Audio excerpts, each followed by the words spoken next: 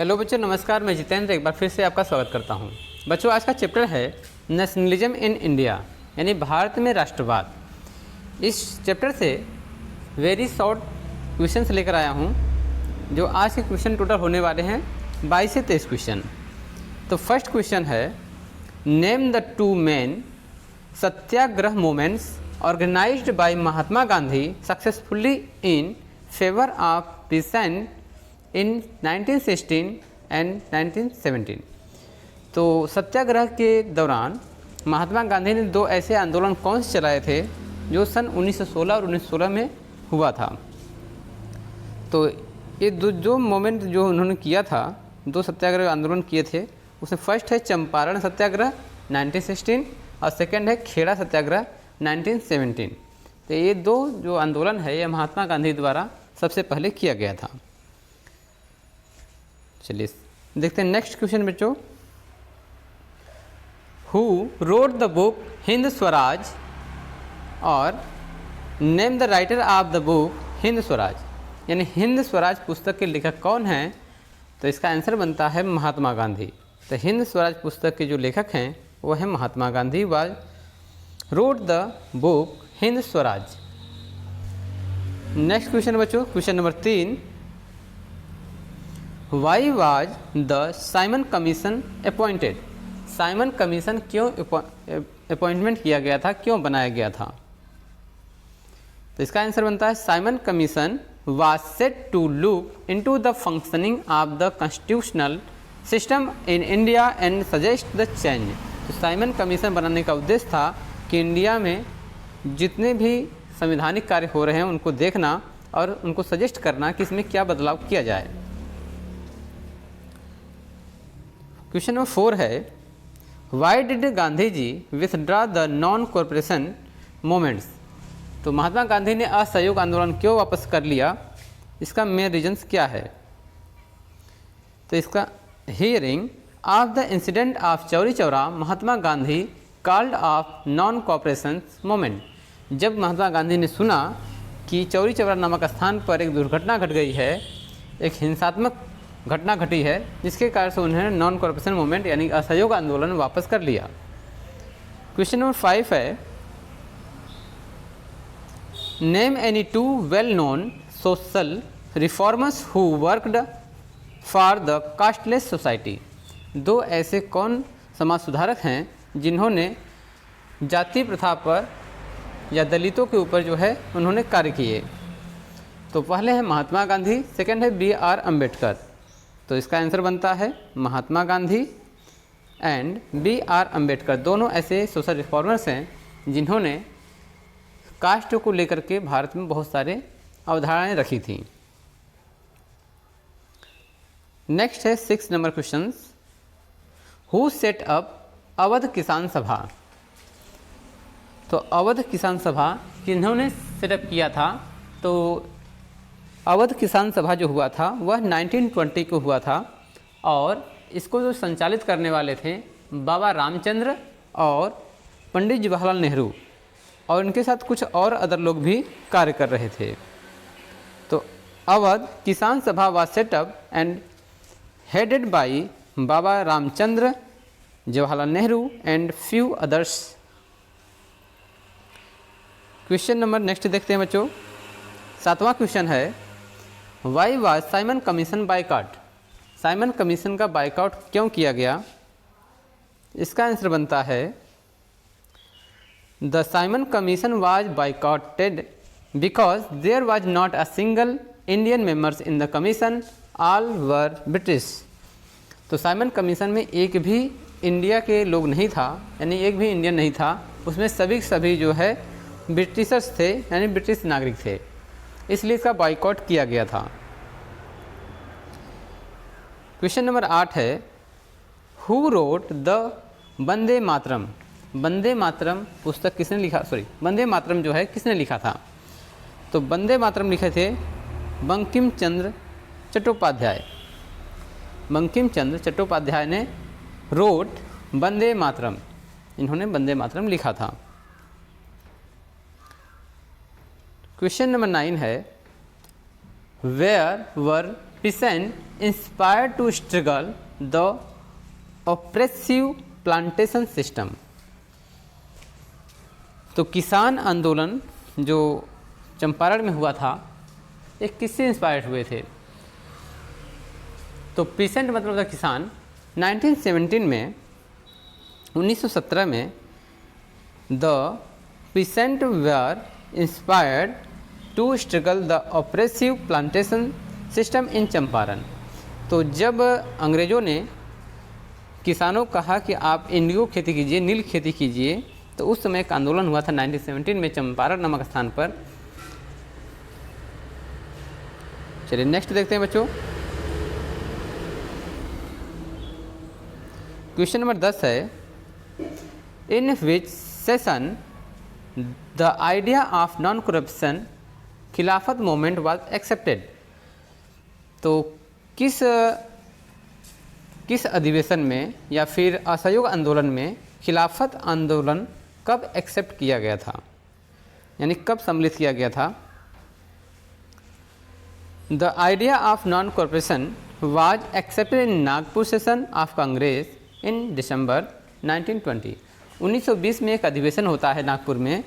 उस कांग्रेस के अधिवेशन में जो खिलाफत आंदोलन चल रहा था उसको एक्सेप्ट कर दिया गया कि असहयोग आंदोलन में इनका भी साथ रहेगा। क्वेश्चन नंबर 11 देखते हैं बच्चों।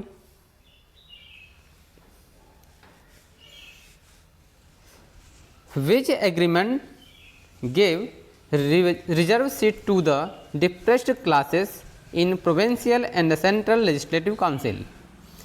तो किस एग्रीमेंट के तहत जो दलित हैं, जो डिप्रेस्ड हैं, जो दबाए गए इंसान मतलब जो जातियाँ थी, उनको प्रोविंशियल और सेंट्रल लेजिस्लेटिव काउंसिल में सीट आरक्षित की गई?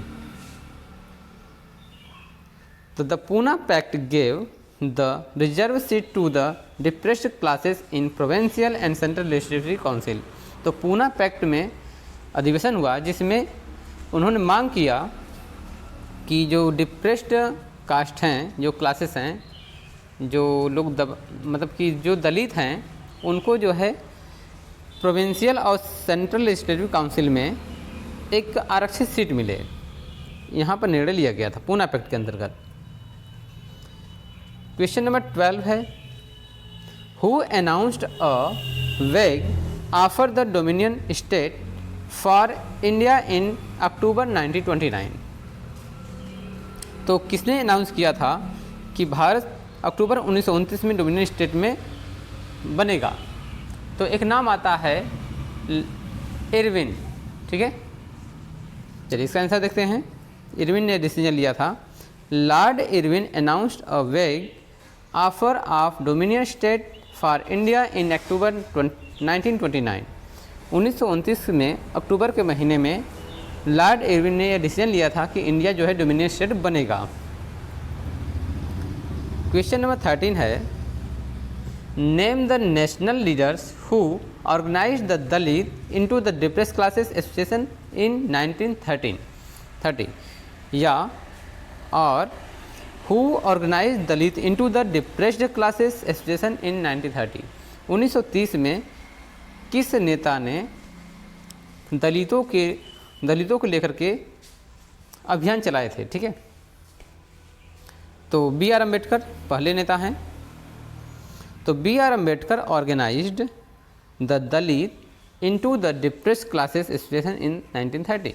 1930 में बी आर अम्बेडकर ने दलित जो पिछड़ी जातियाँ हैं, जिसको अनुसूचित जाति या अनुसूचित जनजाति भी कह सकते हैं, इनको लेकर के उन्होंने एक संघ बनाया था।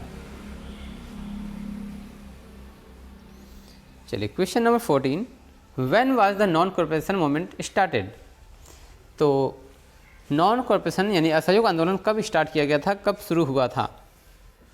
Non corporation movement was started in 5 सितंबर 1920। तो असहयोग आंदोलन 5 सितंबर 1920 से स्टार्ट हुआ था। नेक्स्ट क्वेश्चन है,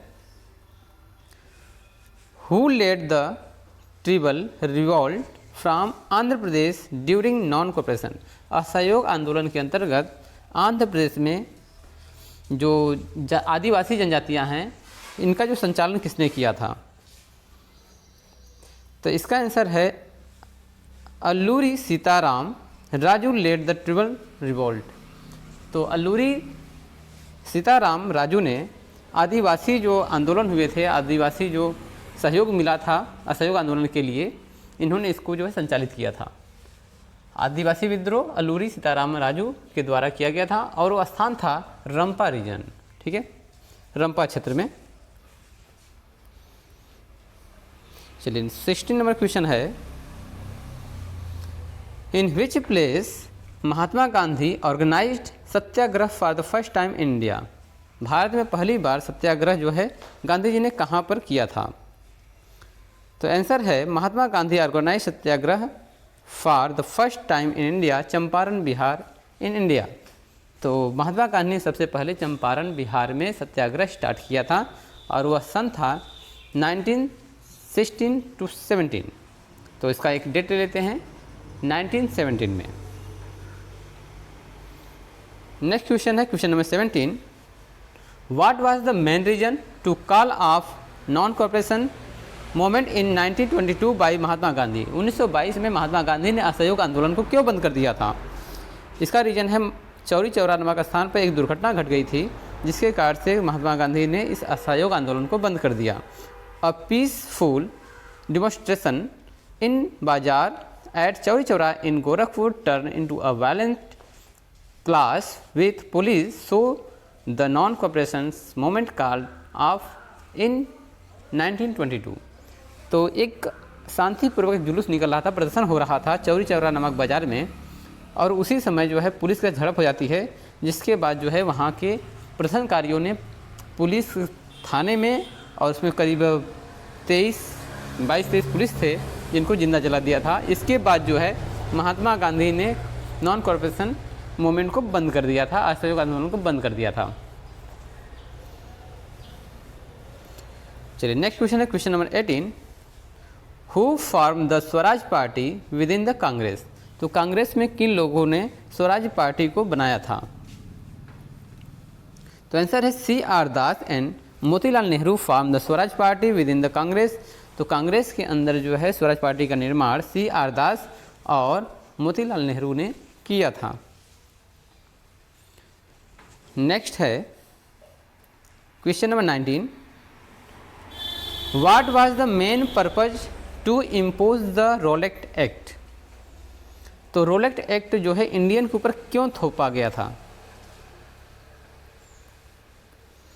आंसर है the main purpose to impose the Rowlatt Act to provide enormous powers to repress political and the allowed to detention of political prisoners without trial for 2 years activities। तो जो रोलेक्ट act का नियम है उसमें ये दिया गया था कि अंग्रेजी जो सरकार थी वह इंडिया में हो रहे प्रदर्शन और क्रांतिकारियों से भयभीत हो गई थी, जिसके कारण से उन्होंने रोलेक्ट एक्ट पास किया। इस एक्ट के अंतर्गत जो प्रदर्शनकारी जो नेता हैं उनके खिलाफ और जो क्रांतिकारी हैं उनको बिना किसी मुकदमे के 2 साल तक जेल में डाला जा सकता था। ठीक है, चलिए नेक्स्ट है question number 20, name the writer of the novel Anand Math. तो एक उपन्यास लिखा गया था आनंद मठ, उसके लेखक कौन हैं। तो आप इसका नाम तो जानते ही हैं, इनका नाम Bankim Chandra Chattopadhyay was the writer of the novel Anand Math. Anand मठ के जो लेखक हैं बंकिम चंद्र चट्टोपाध्याय। चलिए नेक्स्ट क्वेश्चन है बच्चों, question number 21, under which agreement the Indian depressed classes got reserve seat in provincial and the central legislative council in 1932। तो यह क्वेश्चन जो है रिपीट हो रहा है, तो इसमें आता है पूना पैक्ट। ठीक है, पूना पैक्ट में दलितों के लिए या फिर कहा जाए पिछड़ी जातियों के लिए सीटों को आरक्षित करने का प्रावधान था। Under the Poona pact depressed classes got reserve seat in provincial and the central legislative council. Question number आते हैं 22, what is the meaning of बेगार।